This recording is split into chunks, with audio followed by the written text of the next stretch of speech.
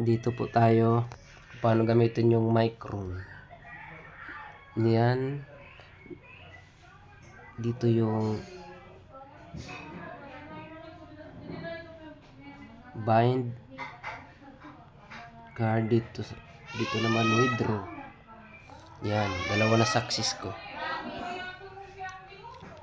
Yan, dito ito naman yung invest nila.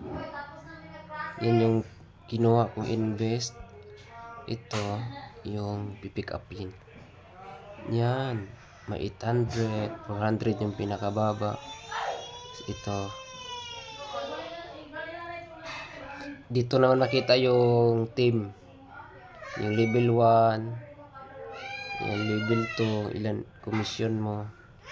Ganun lang kadali mag-micron. Kaya micron na tayo. Ito, yung referral. Dito, pindutin, copy nyo lang tapos share. Kung saan nyo gusto i-share. Dito, download apps. Ito naman, rank.